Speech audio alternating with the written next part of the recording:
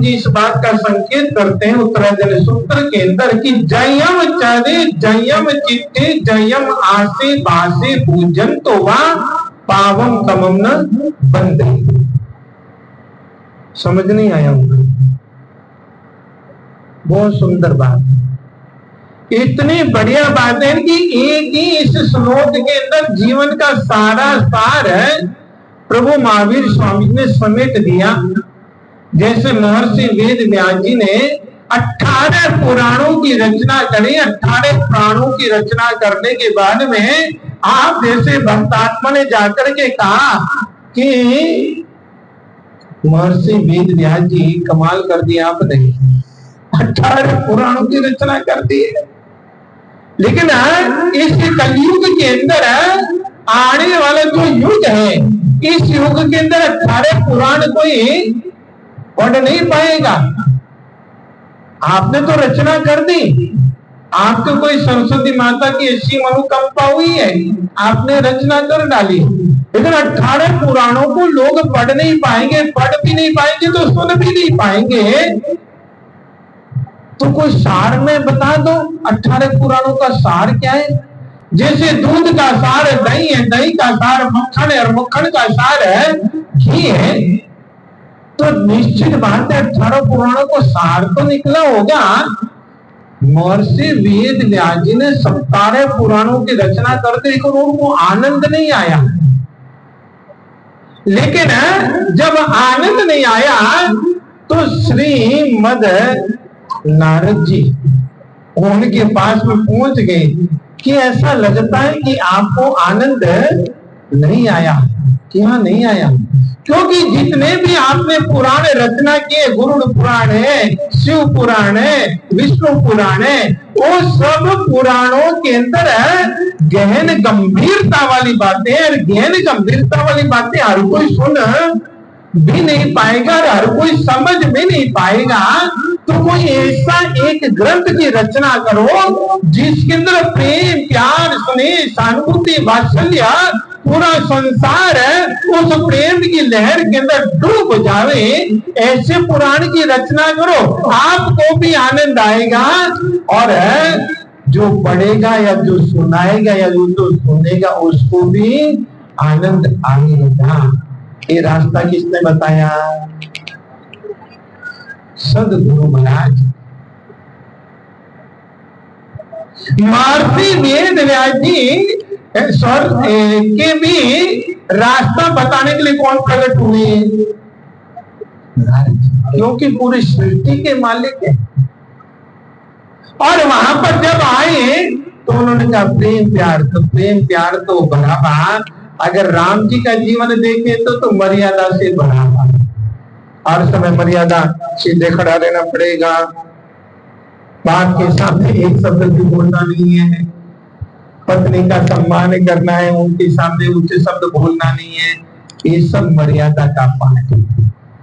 लेकिन प्रभु महावीर स्वामी जी के जीवन काल को देखें तो सारी जगह अहिंसा अहिंसा अहिंसा ही अहिंसा, और इस अहिंसा अहिंसा के अंदर है कलयुग का समय, हर पल हर क्षण जयम चरे चल रहे हैं, जयम चरे जो चल रहे हैं, हिंसा हो रही है। जयम चिट्ठे बोल रहे हैं, हिंसा हो रही है। खा रहे हैं, हिंसा हो रही है। खा रहे तो भी तो हिंसा हो रही है, क्योंकि अग्निकाय के जीव मरे, जल उसमें मिला है, अन्य देवता पैदा हुए, भूमि से पैदा हुए, और भूमि से जब फसलें कटी है तो निश्चित बात है जीव जंतु मरे हैं। तो जयम चरे जयम चट्टी जयम आसे बासे बोल रहे हैं तो भी हिंसा हो रही है, तो क्या करें? तो पावम कमम न बंदे, यानी कि हर समय ध्यान रखो, विवेक रखो कि बोलते समय किसी का दिल न दुख जावे, चलते समय कोई पैर के नीचे चिंटी ना आ जावे, खाते समय कोई हमारे जीवन काल के अंदर खाते खाते इतना होलसेल में खा ले में और फिर विकार पैदा हो जाए। विकार विकार के अंदर है, क्योंकि मन के अंदर विकार पैदा हुए हैं तो बहुत ज्यादा पाप कर्मों के बंधन हो जाते हैं। सबसे ज्यादा अगर पाप कर्मों से बंधन हमारी आत्मा के साथ में होते हैं तो वो किससे होते हैं? मन से। और इसलिए महर्षि मनु ने ये बात कही कि मन एवं मनुष्याणाम बंध कारण मोक्ष, कि व्यक्ति बैठे बैठे, यहां पर आप लोग बैठे तन से भी बैठे, एक मन आपका चला जावे। इसलिए महर्षि मनु ने कहा कि मन एवं मनुष्याणाम, मन से मनुष्य मान ले, मन से पशु हो जाए, मन से नरक की यात्रा कर ले, मन से स्वर्ग की यात्रा व्यक्ति कर सकता है। यहाँ पर बैठे बैठे आप सालासर जा सकते, यहाँ पर बैठे बैठे आप मेहंदीपुर जा सकते, यहाँ पर बैठे बैठे आप पालीतना की यात्रा कर सकते, यहाँ पर बैठे बैठे समेत शिखर तीर्थ की यात्रा कर सकते हैं। इससे मन की द्वारा। इसलिए जितने ज्यादा पाप कर्मों का अगर कोई बंधन होता है तो किससे होता है? मन से होता है। इसलिए हम लोग जो शाम को प्रतिक्रमण करते हैं, उस प्रतिक्रमण के अंदर है एक सूत्र आता है, करेमी बंती सामान्य सावजम जोगम पच्च कामी जाम नियमम पज्जु वासामी दुनियम तिमेनम मणेनम वाय कायनम मणेनम, यानी कि वचन बाद में सबसे पहले क्या है? मनसा। सबसे क्या है? मनसा। फिर क्या है? वचन सा, फिर है वचन सा, और फिर है काया। पहले व्यक्ति मन में बात गढ़ेगा कि नहीं गढ़ेगा, उस व्यक्ति की आज ठिकाने लगाना है, उस व्यक्ति के आज ठिकाने लगाना, पहले मन से उठते हैं। और फिर वो वचन से बोल पाएगा तो गाली निकाल देगा, और काया से कर पाएगा तो दो लपड़ लगा देगा, छोटी मार देगा। लेकिन सबसे पहले किससे किया? मन से। आप लोग भी ध्यान रखना, जहां पर भी बैठो, जहां पर भी बैठो वहां के बन जाओ। अगर आप बिजनेस में गए तो बस वहीं के बन करे। अगर आप रिश्तेदारों में किसी शादी विवाह में गए तो बस वहीं के रहो, चाहे घंटा पर हो, चाहे आधा घंटा रहो, चाहे 5 मिनट रहो, फिर वो वहीं के ही रहो।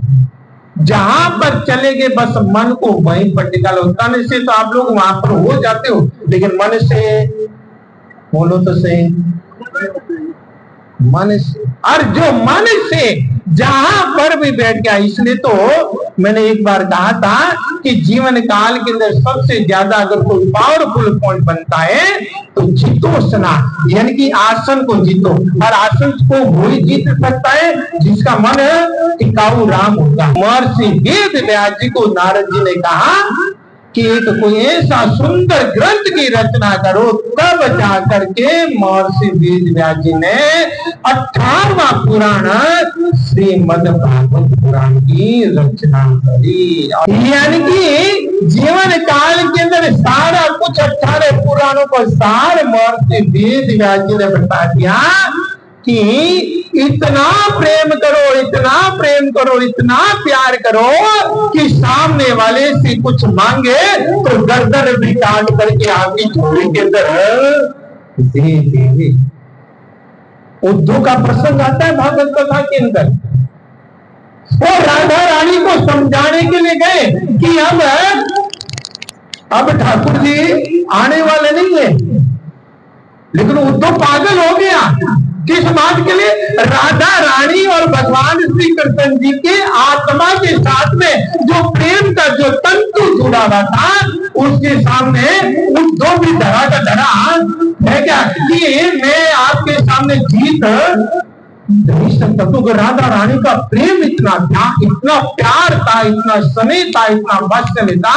आप भी या तो किसी से जुड़ो मत, और जुड़ जाओ तो इतना प्रेम, इतना प्यार उंडेल दो, इतना प्यार उंडेल दो कि मौका लगे और उसको कहेंगे राजे में तेरे को गर्दन काट करके देनी पड़ेगी, और वो कह देंगे नहीं मैं तो गर्दन काट के नहीं दे सकता। तो समझो कि आपका प्यार शरीर के साथ में, पैसों के साथ में, बिल्डिंग के साथ में, कपड़ों के साथ में आत्मा से प्यार है। अगर आत्मा से प्यार होगा तो गर्दन की गर्दन तो आत्मा से जुड़ा है। एक दिन गर्दन जल करके राख वो ही जाने वाली है, आत्मा अजर है। भगवान महावीर स्वामी जी ने भी इन परवादी राज पर प्रदूषण के अंदर यही संकेत किया, आप खाने के प्रति मोह न रखो, आप पहनने के प्रति मोह मत रखो, आप बिल्डिंग के प्रति मोह न रखो। अगर इन चीजों के प्रति आप मोह रखोगे तो आत्मा से आप कब जुड़ोगे? और जब आत्मा से नहीं जुड़े तो समझो कि शरीर तो जल करके राख होने वाला ही है। इसलिए आप किसी से भी जुड़ो, इतना अंतर आत्मा से जुड़ जाओ, इतने अंतर आत्मा से जुड़ जाओ, जैसा कि कल मैंने कहा था कि चंदन बाला भगवान महावीर स्वामी जी से आत्मा से जुड़ गए। गौतम स्वामी जी भगवान महावीर स्वामी जी के प्रथम गणधर थे, आत्मा से जुड़ गए। जब भगवान महावीर स्वामी जी को निर्वाण प्राप्त होने वाला था, वो इतना प्यार इतना प्यार इतना प्यार करते थे गौतम स्वामी जी कि हम सोच भी नहीं सकते। और जब गौतम स्वामी जी इतना प्यार करते थे तो भगवान महावीर स्वामी जी जब निर्वाण को प्राप्त होने वाले थे, जाने वाले थे, संसार से विदा होने वाले थे, तो गौतम स्वामी जी को भेज दिया कि रजनी जा भी गोश्री लेके आ। अब गौतम स्वामी जी 6 किलोमीटर गोश्री लेने के लिए जाते हैं और 6 किलोमीटर जाना है, 6 किलोमीटर आना है, घूमना भी है, गोश्री इकट्ठी करनी है, कितना समय लेगा। और जब भगवान जी को पता चला कि इस समय में जाने वाला हूँ, आत्मा ऊर्ध्वगति की ओर जाने वाली है, आत्मा परमात्मा बनने वाली है, उसी समय गौतम स्वामी जी को भेज दिया। और जब आत्मा निकल गई, चारों तरफ देवी देवताओं के वाहन जब आने लगे और गौतम स्वामी जी सोनीपत से समझ लो कि गोहाना थे। अब वो गोहाना, अब कहाँ गोहाना पैदल आना था और कहाँ गोहाना और कहाँ सोनीपत, और ऊपर देव विमान जा रहे हैं। और देव विमान जाने के कारण गौतम स्वामी जी ने भक्तों को पूछा कि ये देव विमान क्यों आ रहे हैं, क्यों जा रहे हैं? अरे आपको पता नहीं, आपके गुरु जी कहाँ चले गए?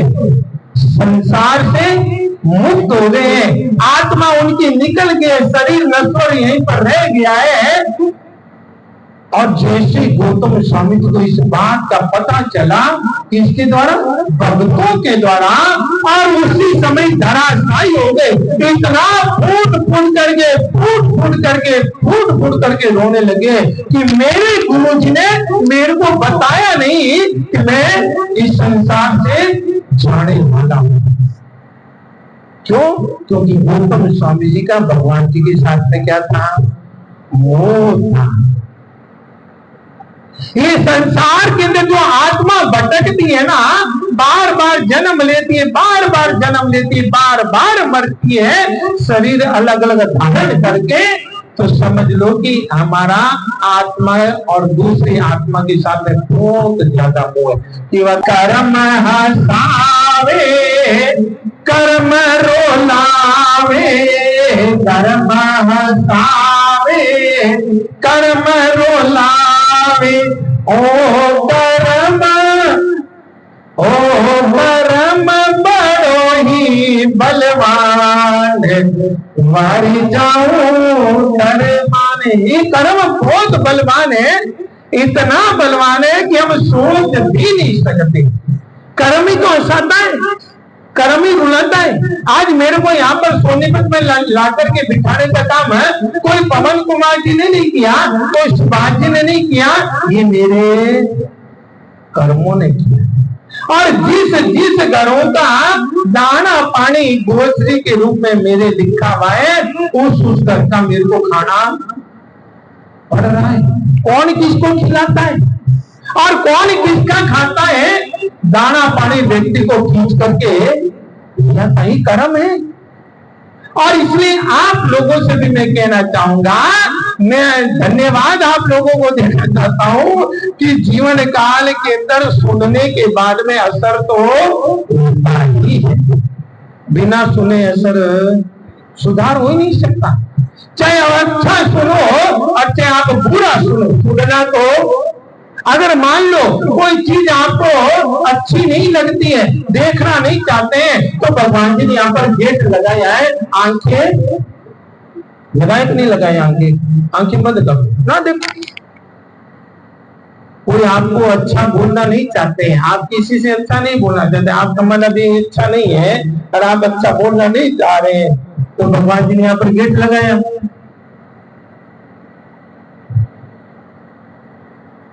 लेकिन यहाँ पर भगवान जी ने गेट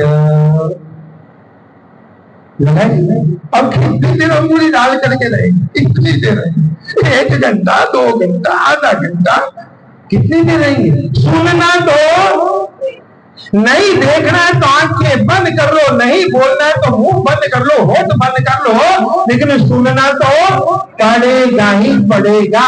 अच्छा सुनोगे तो मन अच्छा बन जाएगा, और बुरा सुनोगे तो मन, जैसा सुनोगे वैसा ही मन बनेगा।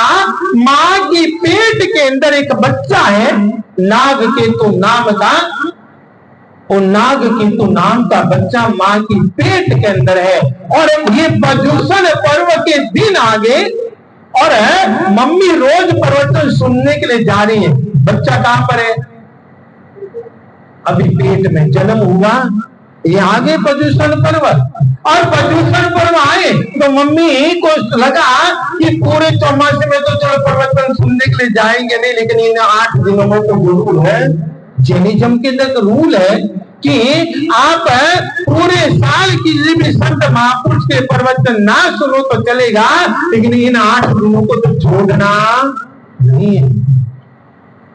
और मम्मी रोज प्रवचन सुनने जाती है, और सुनते सुनते एक दिन प्रवचन में सुन लिया कि इन 8 दिनों में कोई 3 व्रत पानी के ऊपर करता है, हर साल 3 व्रत पानी के ऊपर करता है, 21 साल तक, तो डेफिनेटली उसकी आत्मा अजर अमर पद को प्राप्त करती है। और इसलिए तो हमारे शास्त्र में कहते हैं, जब कोई महिला प्रेग्नेंट हो जावे तो उनको परमात्मा की वाणी का गीता पढ़नी चाहिए, उत्तराजन सूत्र पढ़ना चाहिए, रामायण पढ़नी चाहिए, सुंदरकांड का पाठ पढ़ना चाहिए, भक्तांबर स्तोत्र पाठ का पाठ पढ़ना चाहिए।